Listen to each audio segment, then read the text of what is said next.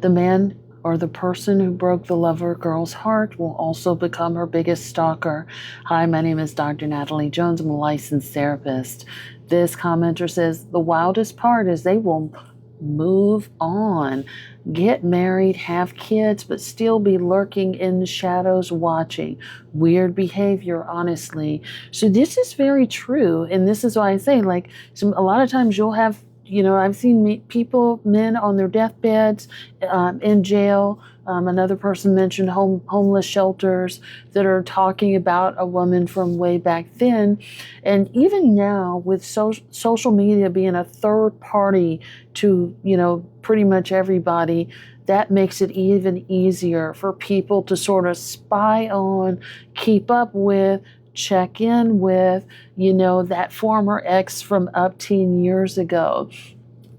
Even people from like high school and things like elementary, junior high, you'd be surprised who is lurking, right? Because it doesn't just start when you're older. This is like young people that you met way back when you were a youngster that will also do this as well.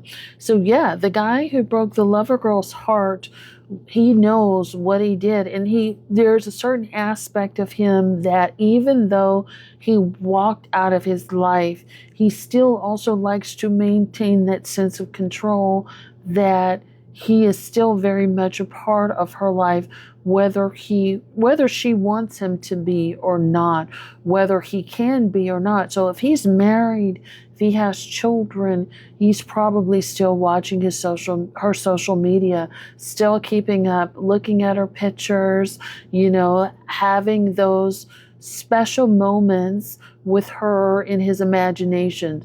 And I've done a post on this where I've talked about affairs. Emotionally, he may still be escaping with her while he's with someone else. And I got to tell you, men do this all the time.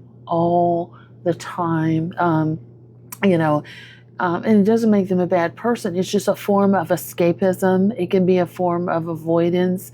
Even if they don't physically cheat, they could still have this emotional affair, an imagination affair in their mind with someone who they had the best sex with, they had these wild adventures with, especially if they're not getting that anymore. If they've settled down or they've gotten married to, someone. Because a lot of times people get married and they instantly feel like it's a mistake. They'll go along to get along because it's cheaper to keep her. They don't want to, families are enmeshed and things like that. There's a lot of people in marriages that, it was a mistake. I never should have done it. But, it still doesn't mean that they'll ever show up and be the best person for you, or that they could be the best person for you. If anything, this is more of a confirmation that they're willing to, invest like this with someone that they feel like is a mistake.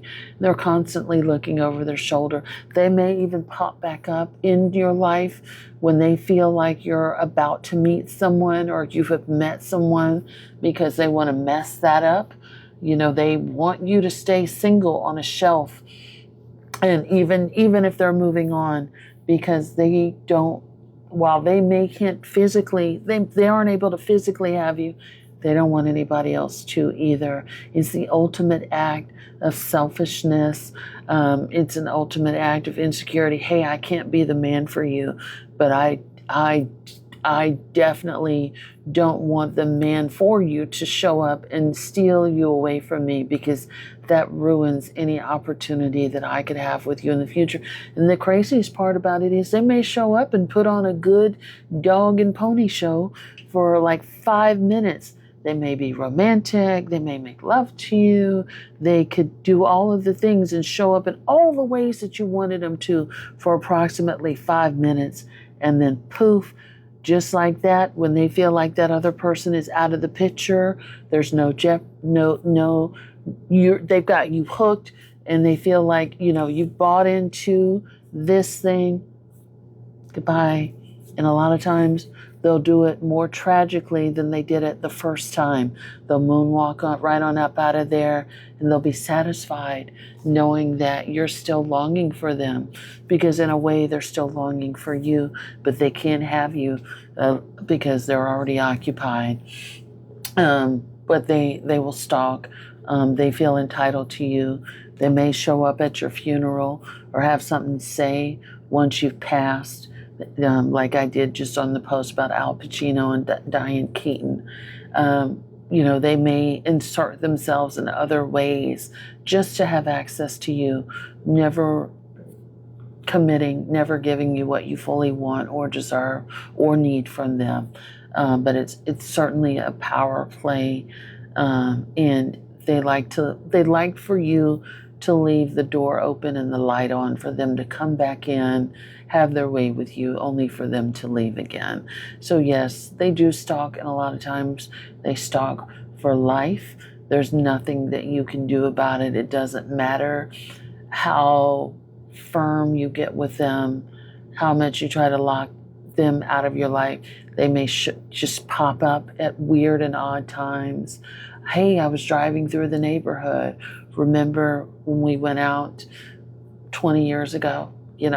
That kind of stuff. So be careful with that, because sometimes a lot of times it can be harmless, meaning that it doesn't infringe on your privacy. But a lot of times it can also infringe on your privacy and safety. So be careful with that. Thanks so much.